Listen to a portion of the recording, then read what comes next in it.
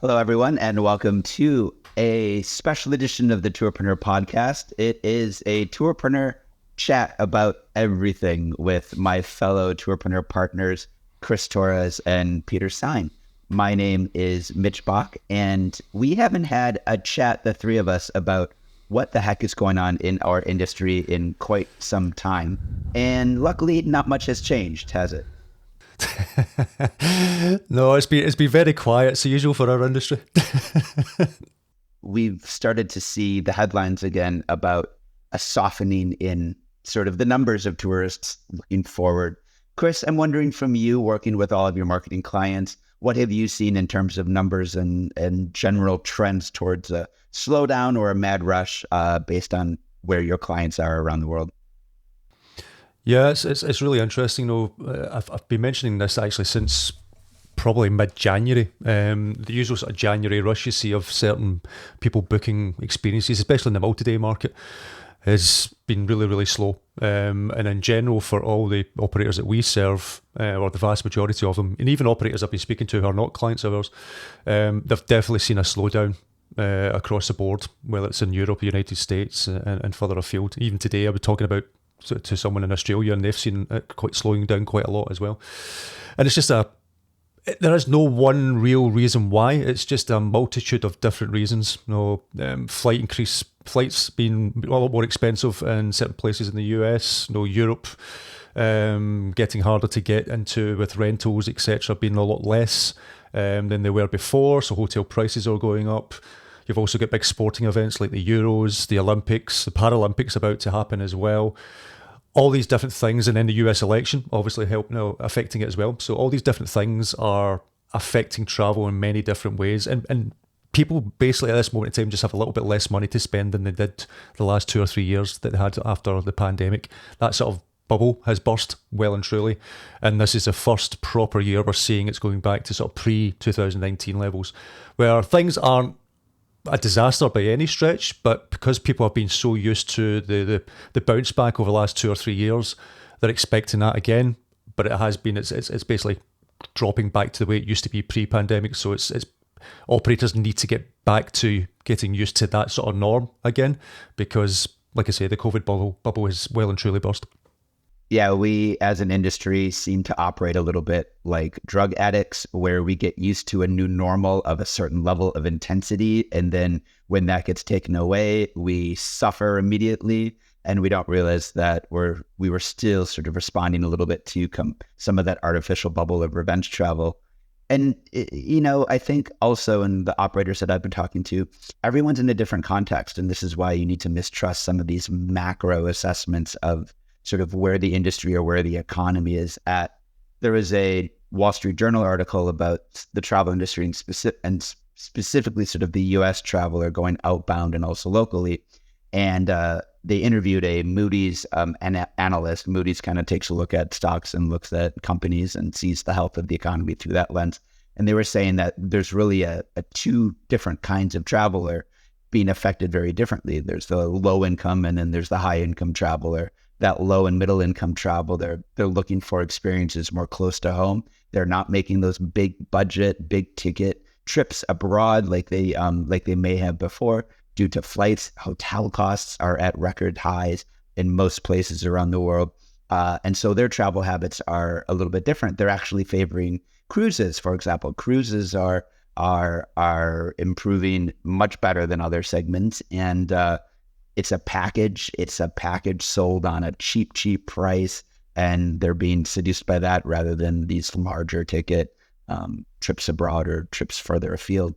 That high income traveler, though, is not affected at all. They said they're traveling just as much as they have always been. They're going everywhere that they have. And so, the takeaway for a tour operator to me is you need to understand what's driving your customer right now and what you can offer them.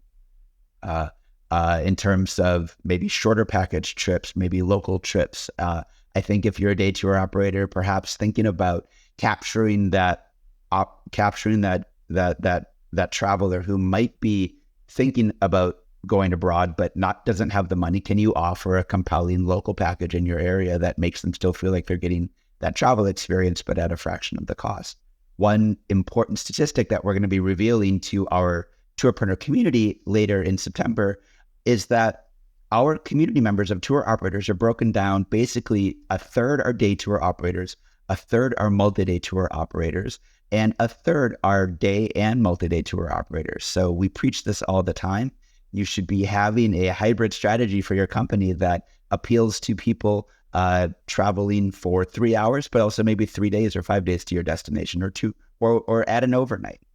Pete, what are your thoughts on this sort of macro look at the industry? Relevant to tour operators just have to keep this in their mind. Great people and great companies aren't made from easy times. So when the industry's booming and when it's easy to get customers and when you can manipulate the price up to whatever price you want and make good business, that doesn't make a good company. Good companies are made when times are tough. Now, I'm not saying we're into really tough times, because I don't think we are. There has been a downturn for sure. But if you want really tough times, we can all just think back a couple of years to COVID. So we're not moving into really tough times, but it is going to be harder. That's an opportunity for tour operators. Harder business is an opportunity, because rubbish tour operators will fade away in rubbish markets. And that's in the interest of the industry for that to happen.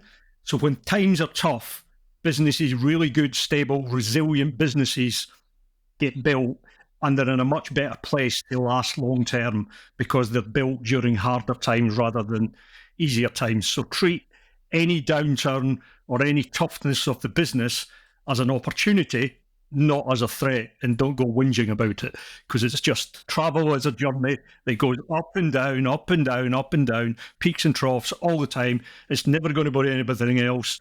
So don't whinge about it. See a downturn as an opportunity. So let me ask you, how do you build that type of resilience into your business? What are some of the strategies you should be thinking about? Right. So, and I mean, I'm like a broken record.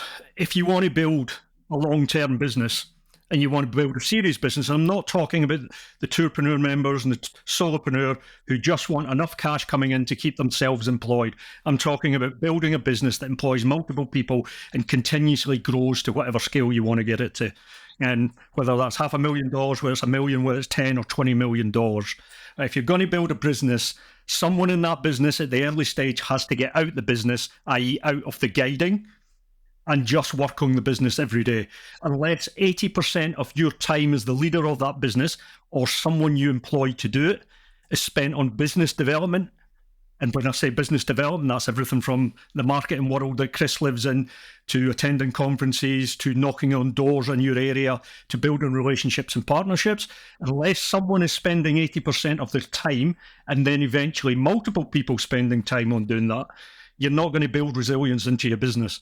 And you need resilience coming from all different directions. Resilience coming from a marketing. The deeper you build that marketing funnel and the deeper spider's web of that marketing, be it Google links, be it social profiles, be it all of these tools, be it distribution with multiple partners, the deeper and more resilient that is, the better.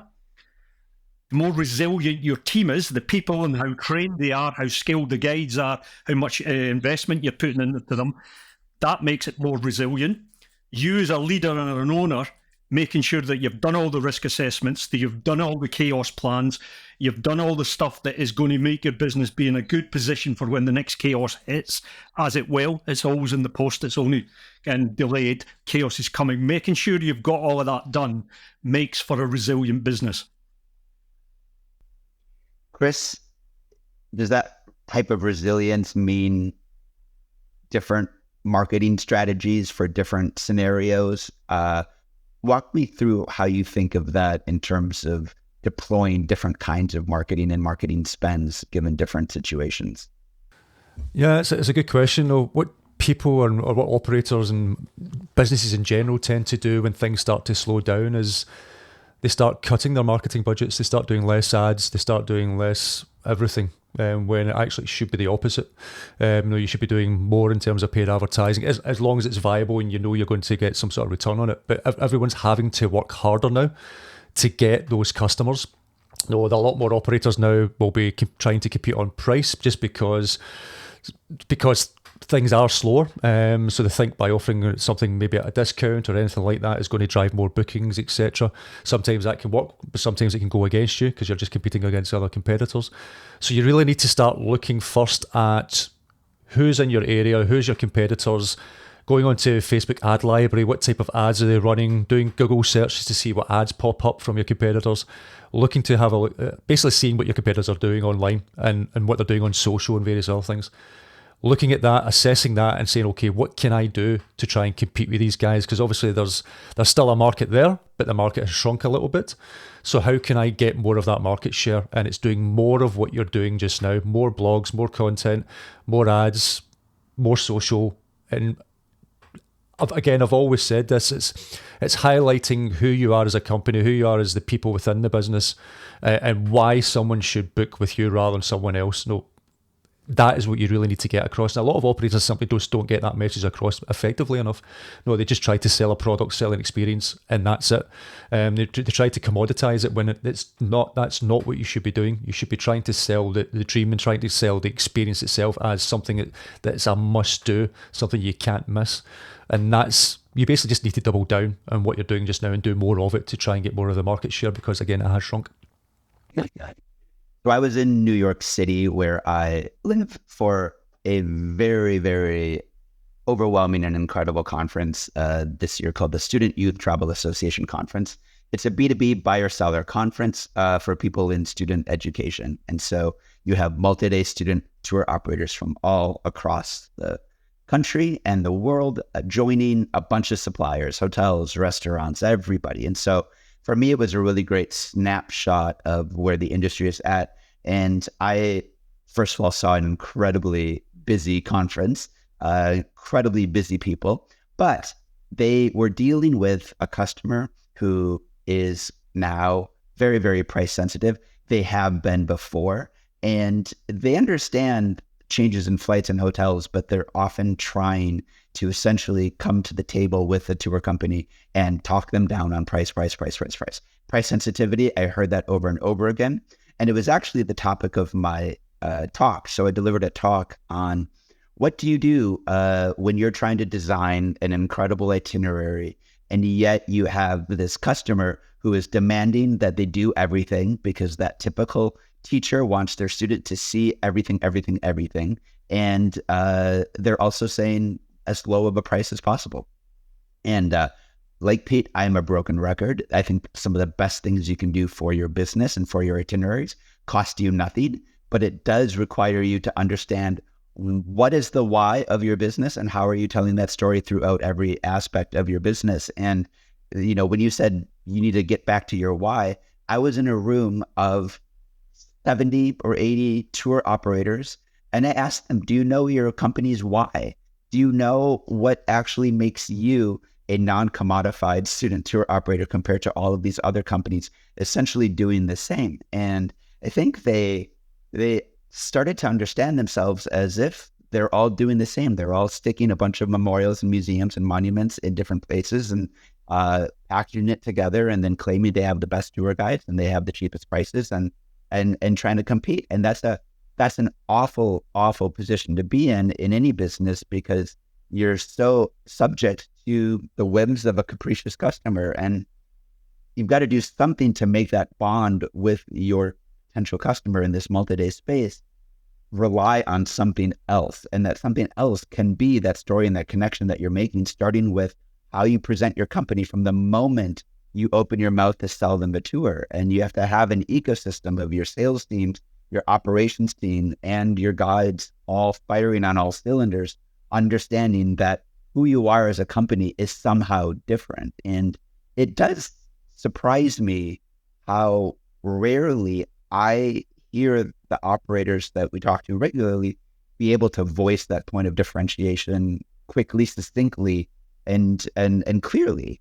Sometimes they don't have it, and oftentimes they don't see it infusing everything that their team is doing, which creates a disconnected company, and people creating itineraries still commodified, guides leading tours just like they lead any other tour, and a sales team that's just trying to land the sale. So sometimes some of those intangibles are some of the biggest things you can focus on in order to make sure that you are a company that is meaningfully different and in it for the long term, despite these fluctuations in the kinds of customers that are coming. I wasn't a big student operator, but we dealt with thousands and thousands of kids. Day tours for small kids and multi-day for big kids. And when I say big kids, these were all 17, 18, 19-year-olds, mainly universities. So when I was pitching for universities, sort of student tour operators, I would classify them by university because I could tell the wealth of the student, not 100%, but by the student and the likelihood of their parents, depending on which university they were at. So that would give me a targeting straight away. And then when I was pitching, and there was lots of other companies doing similar student trips, but I would lead with, I'm going to take your students somewhere no one else in this room is going to take them. Even if we were going to the same country, we would go to somewhere that no one else was going to take them. And then I told them I'm going to physically exhaust them and make them cry. And no one else was pitching that. Absolutely made you stand out. And obviously lots of people went, I don't want to go with you, you lunatic. But lots of people did, because they wanted their students to experience something completely different, to be taken out of their comfort zone, to be tested in different environments, and to be basically taken from that journey from student to adult.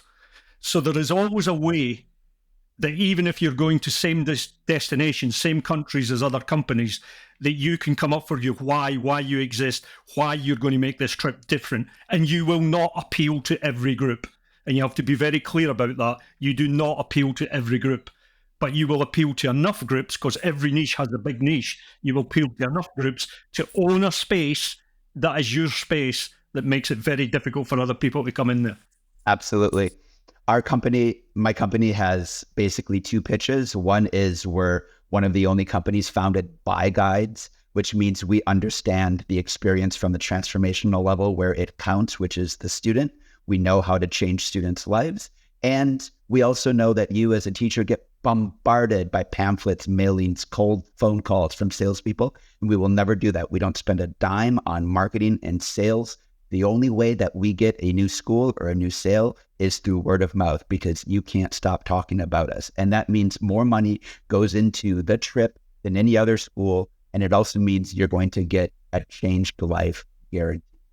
And that's it. And it's true. We have to have a website by law, but the website says, if you don't know us, you're not going with us, right? And we get people trying to email us saying, what do I need to do to get into your school? We have the opposite problem of leads coming to us because we came up with a pitch that differentiated ourselves, and we aimed that at a market that we understood was feeling overwhelmed. And now we never compete on price. In fact, we say we're not the cheapest around because we know what we're doing, but you can trust us that the money's going to the experience, but we're also going to only deliver an experience that we're proud of.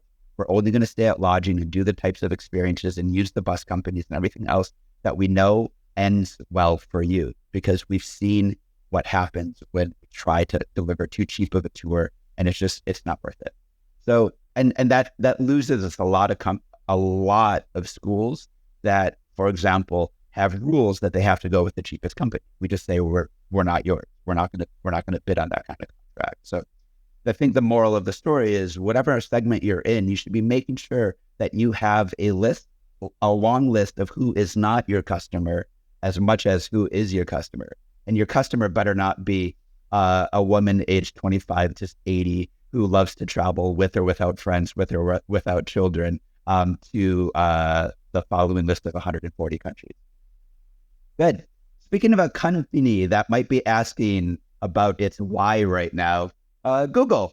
Google has been in the news last week because a pesky little judge sat on a court bench and said, we are living in a tech industry built on monopolies, and the era of monopolies is over.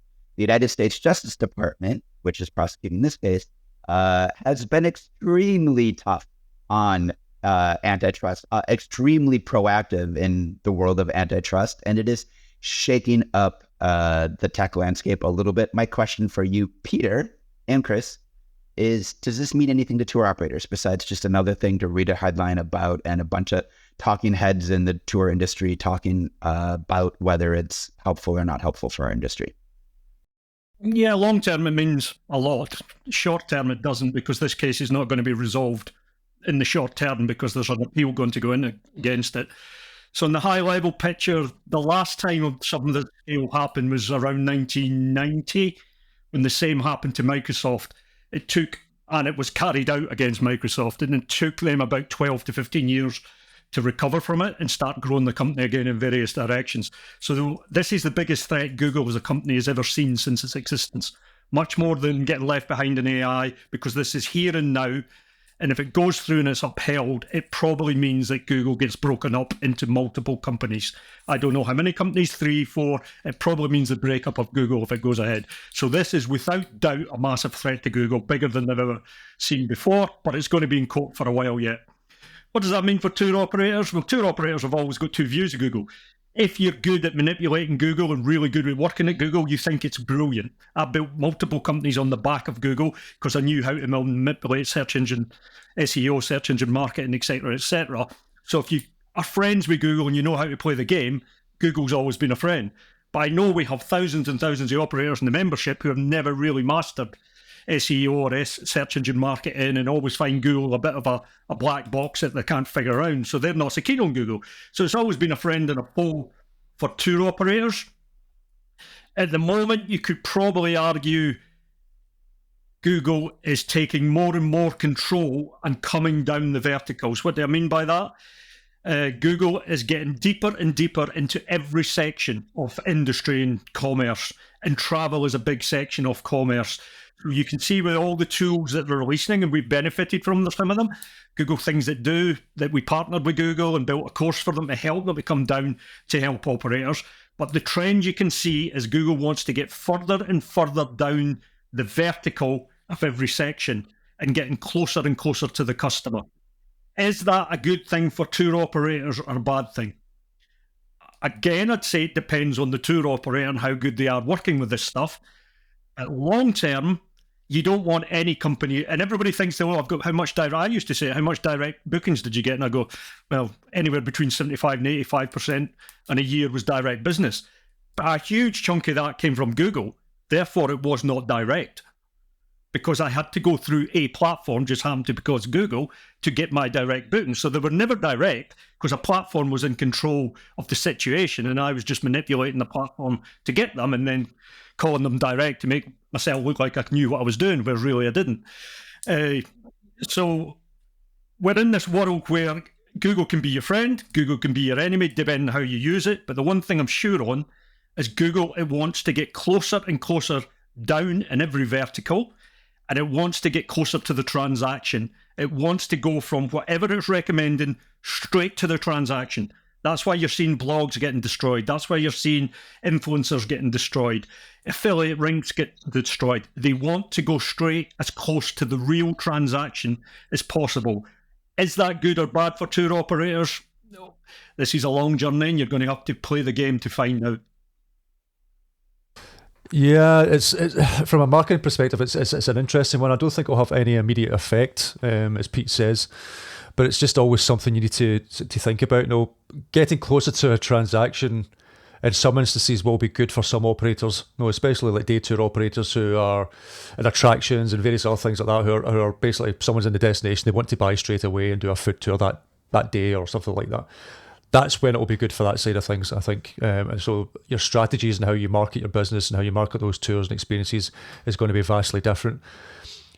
Again, but for multi-day and things like that, that's going to be content and videos and various other things is still going to be hugely important for that side of things, because it's harder for Google, in my opinion, to get closer to the transaction for multi-day, since most of multi-day is still inquiry based. So it's going to be harder for that. So it just will depend on the type of operator you are and how you then have to change your strategies up for that. But again, no one really knows. All you can really do at this moment in time is just keep doing what you're doing. You know, creating good content, creating things that will inspire people. Videos, still hugely important, if not more important now than ever.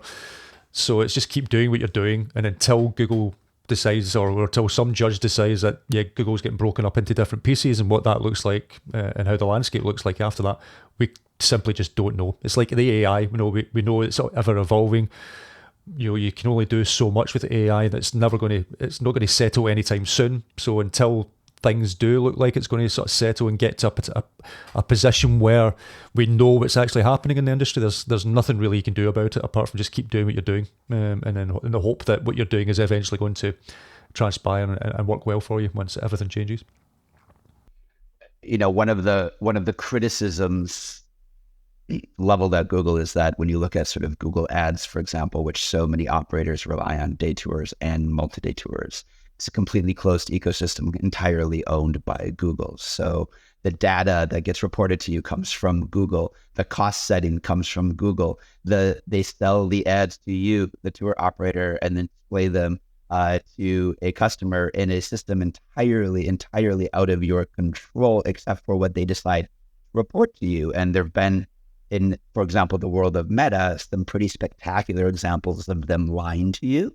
So Meta was caught lying about the power of video. Meta had made the decision to promote video on its platform, and it essentially gave false data to customers, to media outlets, saying you need to all switch over to video because it's going to be incredibly powerful. And they lied about what the metrics were. And so, I think some of this comes down to simply fairness and transparency in any industry. And, to the extent that you can, one of the best things that you could do, I think, is learn how these things like Google Ads work.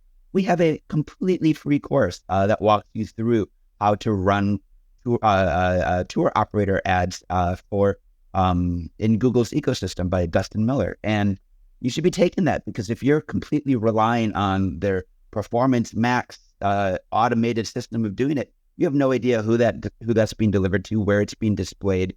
You just get told this is what happened and this is how much it cost. And this is earnings report seasons. And so you have a lot of companies that suddenly threw like $50 billion at AI server farms like Microsoft did, that need to recoup that somewhere. So be an informed customer and don't just sit there and be at the mercy of a landlord that gets to decide how much your rent is willy-nilly without even telling you what your property is. And so be as informed as you can, and I would say as diversified as you can in the way that you were thinking about your marketing and sales channel. No, for sure. Google Ads is a funny one. We actually did some testing recently because there's been some buzz going around about Google inflating cost per click and various other things because they can see your conversion tracking, and then they say, okay, they're doing well, let's increase their price so we can make some more money. So we did some testing by taking off conversion tracking, and I have to say we actually saw some better results in some cases because of that, and the cost per click actually going down, but they're getting better results. So there is an argument, and again, this is all down to what Google's doing and with ads, etc. There is an argument to say that there is a bit of fixing going on there and stuff like that. Again, it's inconclusive because we need to do all these tests to make sure that's actually happening. But the tests that we've done certainly sort of shows that is possibly happening. So by having conversion tracking on your website, it's conclusive. A judge just said they're fixing. Yeah. Well, there you go. I just didn't want to make us liable. No. I'm joking. And in fact, this entire case has been about search. There's another case going on about ads. This isn't that one, but there's another case down the pipeline about ads as well. Pete. One thing I seen yesterday that will be really useful for tour operators for Google. So Google had its Made by Google conference yesterday, where they released lots of new updates, lots of new products, etc. I think they had 20 different updates on its AI, and obviously Google's running very fast to catch up with all the AI stuff. I think it will catch up and overtake most of the other players. But they've come up with a new AI, and I've not tested it yet because I've not got access to it in the UK. Whereas if you go to a YouTube video, so let's say we go to a YouTube travel video, you can interrogate that video. Now, today we can download the script and all of that stuff. We can already do that. But now the AI can interrogate it with voice in the way you want it. So if I watch a YouTube video for a walking tour around Paris, I can say to that video, right, now give me every destination on that walking tour it went to and give me details of each one. And then I can start manipulating the information in that video to make my own itinerary or to make my own plan. Or if I was maybe Mitch, obviously we'd have to go into a bar and have a cocktail. So I could just say to it, bring up a bar, making cocktails, like give me the information so I can get that cocktail for Mitch. So being able to interrogate videos in real time by AI voice, I think is hugely powerful. What does that mean? That means, I suspect, and Chris, you'll be much more attuned to this than I am, production of videos going forward are going to be produced in a different way. Because if at the moment we produce travel videos in a certain way, because data and market feedback has told us that's way, but suddenly if people are interacting with videos and interrogating them and taking knowledge off them in real time, that will change how you produce that video. And I haven't thought through how that happens yet, but I do know it will change how you produce that video, because you'll be aware customers are taking information off it in real time. Therefore, you want to produce it in a different way. I can see a future where operators will have to create, and just everyone in general will have to create lots of different video assets on different things, different parts of the itinerary, different parts of the tour, etc. You upload that into, let's just say, Google, if that is the platform. And then when someone's using AI and they're starting to type, this is what I want to do, blah, blah, blah, blah, blah, it will then edit a video together with all those different assets live from the operator and everything else, or possibly some generated by AI, and stitch that together, edit together, a video specifically created for whatever that question was. And that's personally, I see the way it's going to go. Maybe that's why Chesky Airbnb thinks that video is going to transform the Airbnb platform, which it's not. But maybe that's one of the reasons that he'll obviously see a lot of this stuff coming before it goes public, because he's friends with all the people that's making it. So he'll have at least 3 to 6 months lead time of seeing stuff that we don't see. So maybe, I mean, we've been reasonably criticism of Airbnb saying video is going to be transformative on the system.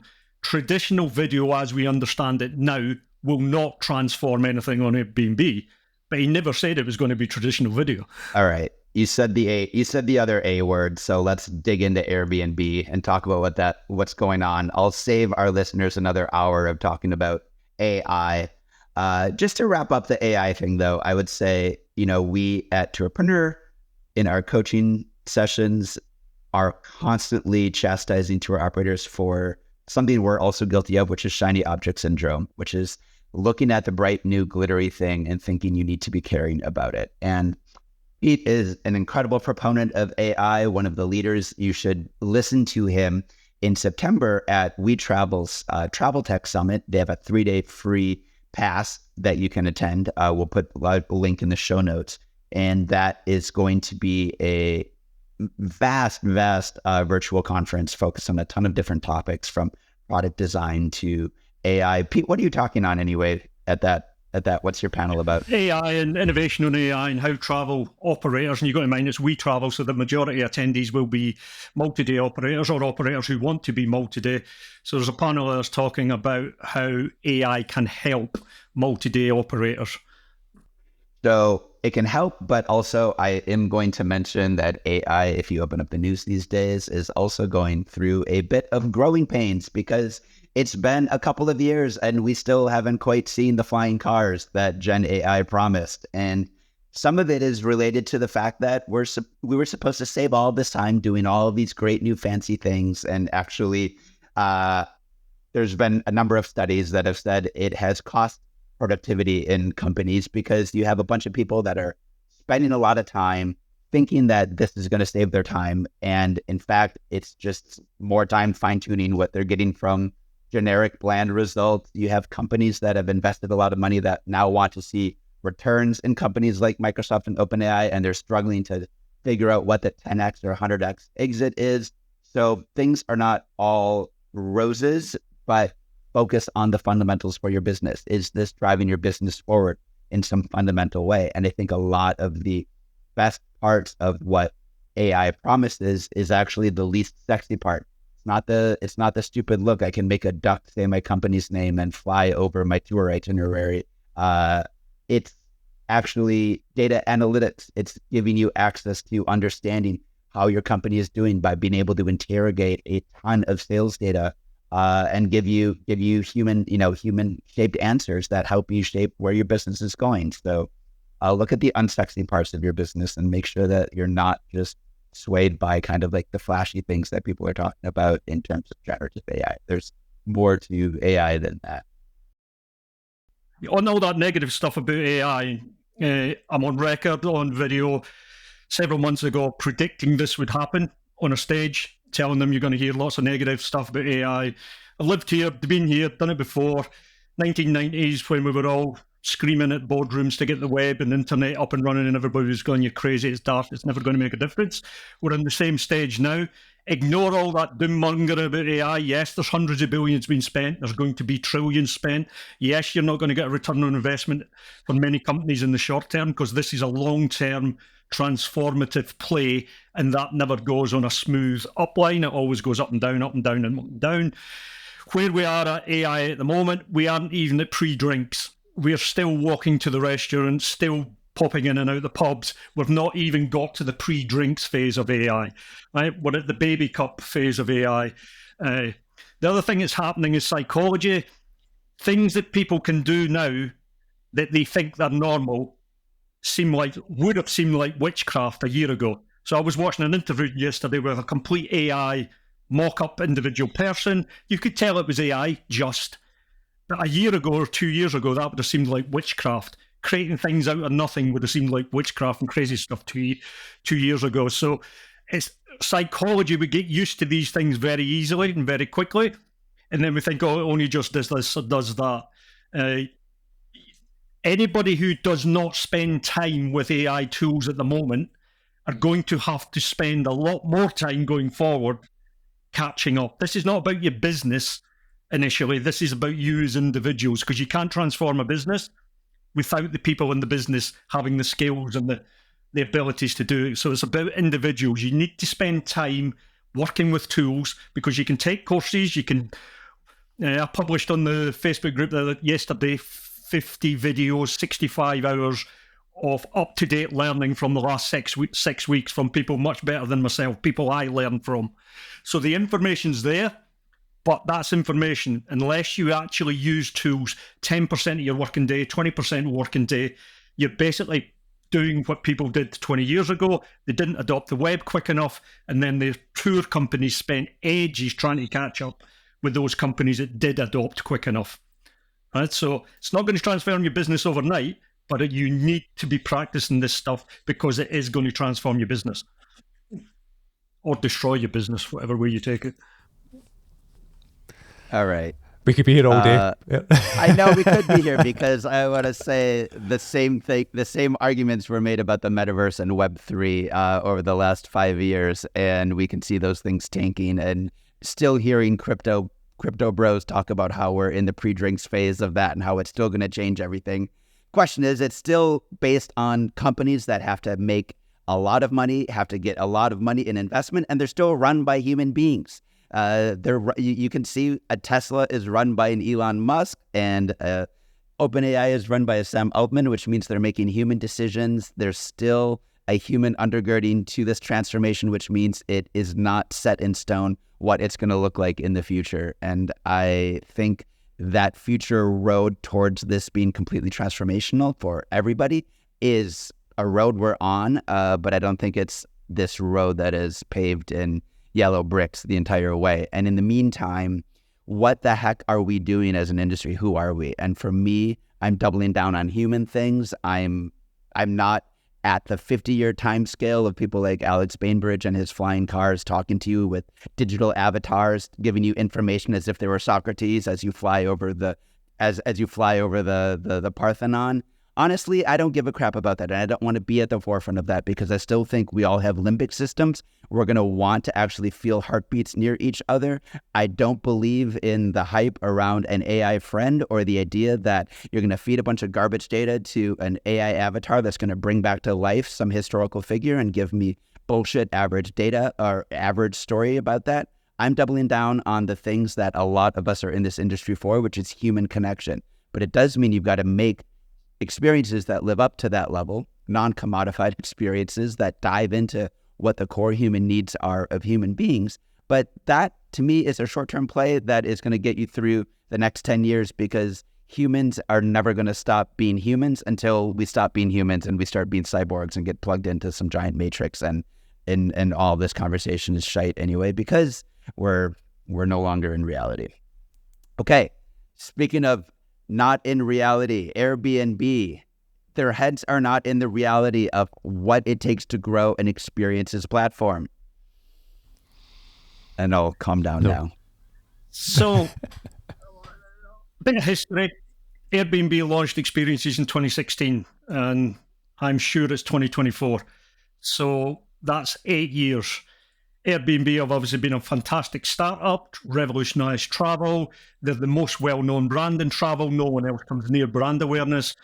They have 158 million customers a year. Up until a few months ago, they were valued at £97 billion, just another 100 billion. They're down to 50 odd billion, I think, today or yesterday. Bottom line is, fantastic company, best brand in travel, and completely turned an industry upside down by taking something that already existed, by the way, because I was living in what you call Airbnbs for years before Airbnb existed. It was just very fragmented and very small platforms all around the world, but they did a fantastic job until they got into experiences. And we all know the story. They tried to treat experiences the same as the properties, the same as with the same people, like someone renting a house or renting a room, try to get them to make experiences and be a regular, resilient, reliable partner. And if they're not a professional who do it full time, that's really hard to do in experiences for all the reasons our listeners know. We have to turn up no matter what. If someone's sick, you still have to turn up. Or if you've got other guys to turn up, hosts do not have that. So this is the second, third, or fourth reiteration of Airbnb experiences. I think the lead was we're going to bring in video, we're going to make them cheaper, and one other thing that I can't remember, whatever the third one was, it was video, cheaper, and something else. None of which, as I see, is transformative. Cheaper is nonsense because the cost of delivering experiences has gone up, and you do not want to go down the cheap route unless you can actually deal in the tens of thousands of customers, hundreds of thousands of customers a year, because you will not make any money being cheap for the majority of our members, right? Unless you can deal with 50,000 north customers a year, cheap does not win. So don't just ignore that. That is complete and utter nonsense. Video, if they're just going to put traditional video on us like we have today, that isn't transformative. It was transformative. I put my first travel video up on systems in 2001 or 2002. That's not transformative. But new AI video and interaction with it, maybe. So that may be something that we don't aware. There was nothing that inspired me on it at all. Having said all of that, you don't need to be a rocket scientist here. We have a massive supply, hundreds of thousands of operators, hundreds of thousands of different tours, lots of them really good, lots of them really bad, but it's not hard to filter out the good and the bad. And we have a massive platform with the best brand awareness in the world and 158 million customers a year. It's not rocket science. These two could be connected together very simply and very straightforwardly and scaled up very simply. But Airbnb seem to always want to reinvent the wheel and keep failing as it comes to experiences. The biggest thing for me was simply supplier support. I heard it over and over and over again from operators, and they made unforced errors. They just did stupid things like telling 5,000 experiences that you've got 2 weeks and we're dumping your product. From a company standpoint, I get it. It's just product. It's just products on little pixels, and all it takes is a little bit of humanity when you're building a platform. Supplier support is so important. It's not your core customer, and yet it's your core product. It's the people building it. It's the people out there risking themselves as business owners for it. Give them the tools to succeed. Their obsession with not giving API access, which they give to the short-term rental people, was absurd because they wanted exclusivity. They couldn't give you enough customers to actually justify you being an experience operator. They wanted to specifically go around the professional guides and the professional operators already doing this and train a whole new set of suppliers giving all of these unique experiences and really offer almost no training, no substantial training. That's just the recipe for failure. But at the same time, they've got all of the ingredients that could make an incredible platform. They've got a customer that is landing on their doorstep outside of Google, which means they don't need to shovel billions of dollars down Google's throats just to get an experiences marketplace off the ground and get a customer there.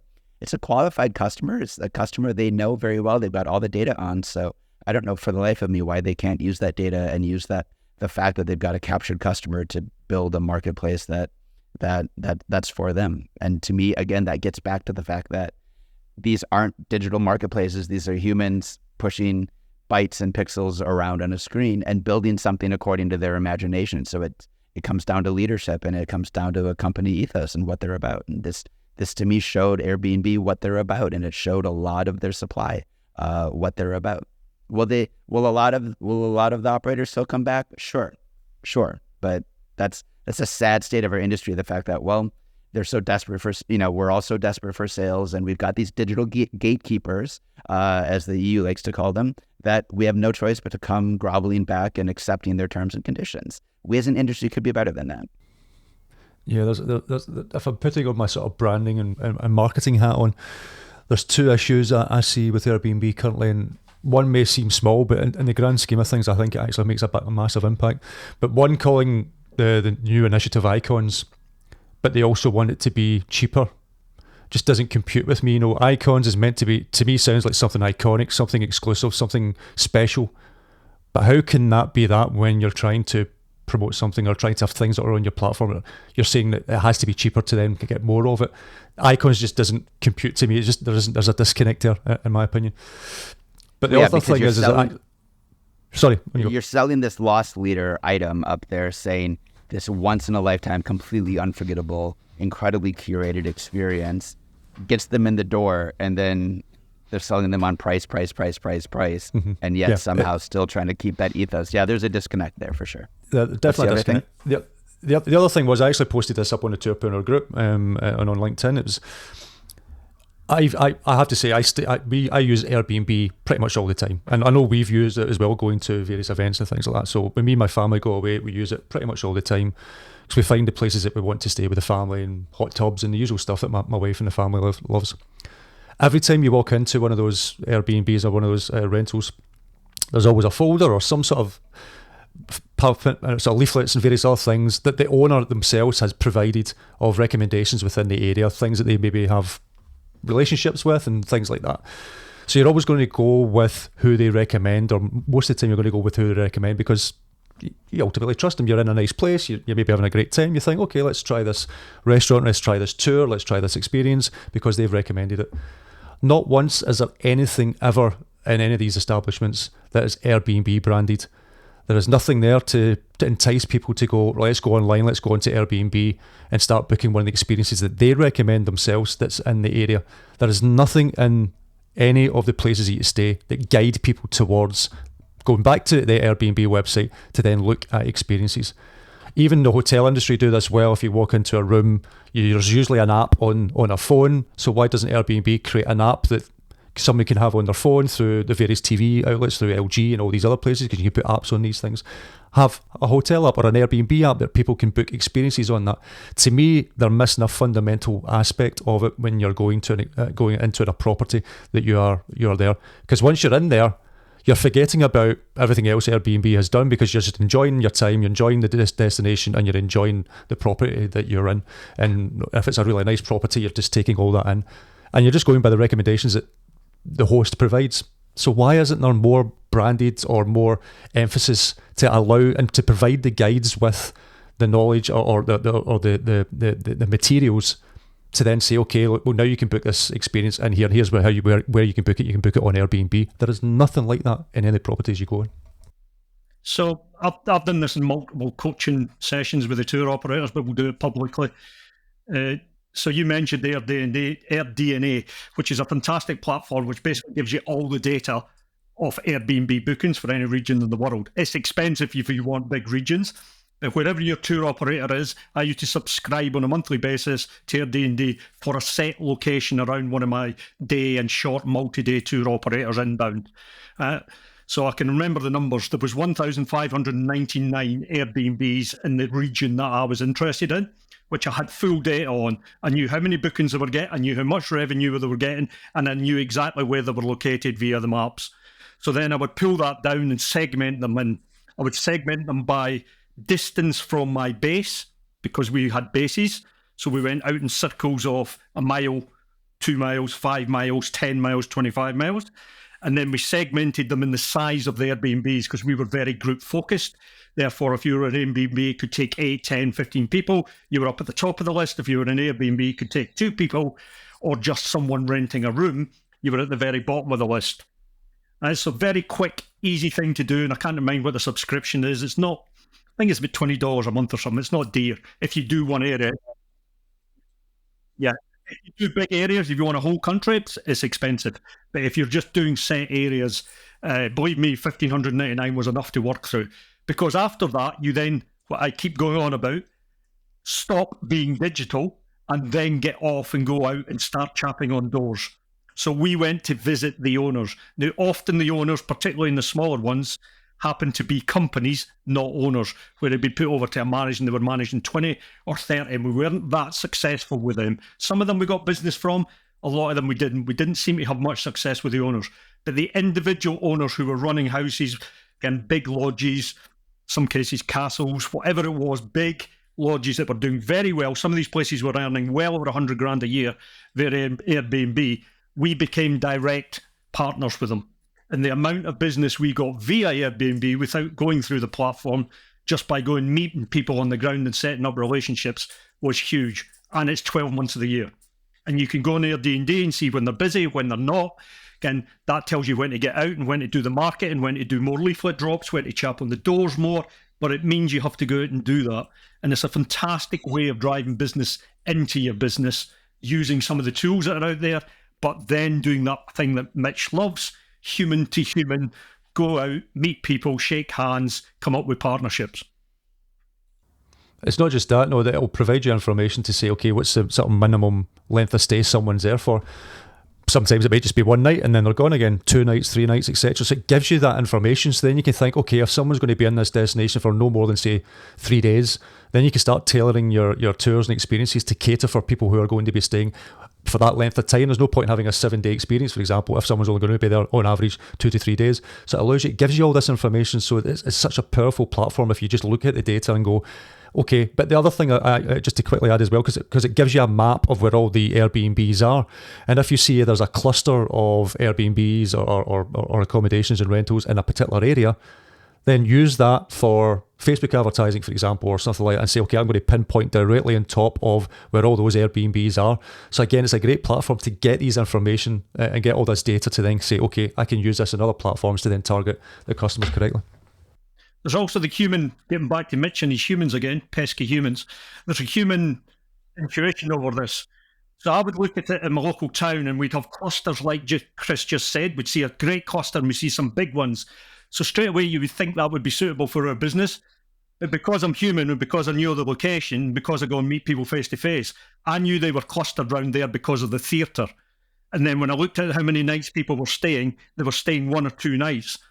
Therefore, they were getting bookings because people wanted to go to the theatres, the restaurants around the theatres, and the pubs around the theatre. That's what. So they weren't a good, in face value, they looked like a potential good market for us because the size of some of the buildings, they were obviously taking groups, but they weren't great business for us because they were there for a different reason. Versus ones that were out in the countryside or in small towns, lodges on mountainsides or loch sides where we hosted an event.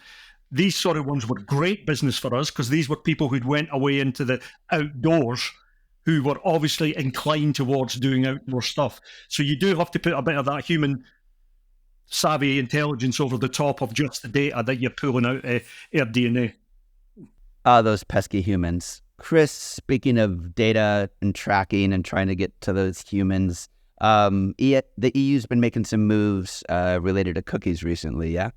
Yeah. So a few months back, or a couple of months back, they basically forced Google and other platforms, specifically Google at this moment in time, that if you want to run Google ads within the EU, you now must have the cookie bot sort of pop-up that comes up on EU and UK websites, includes UK websites as well, even though we're technically out the EU. So yeah, you have to have a cookie bot on your website for someone to say, yes, I want to be tracked, or no, I don't want to be tracked, to allow you to then run ads, or your ads will stop or altogether, or your price will go sky high, but probably stop altogether. So the EU has introduced this. So what we're seeing is, obviously this is another layer. There already is tracking issues with not getting enough data through ads, through to booking platforms and everything else. This is just another layer, complex layer, adding to that to give you even less data. But what we're finding with the customers that we are serving just now who have cookie bots on their sites, it can be anything between 30, 40, even 50% we're seeing of traffic of people saying, I do not want to be tracked. So you're literally losing half of your data that you're tracking because people are opting out of the tracking. And this does not take into consideration people who have it set on their iPhone specifically to say, okay, I don't want to be tracked on any website that I'm going on to at a device level. So it's only actively tracking people who are clicking, no, don't track me.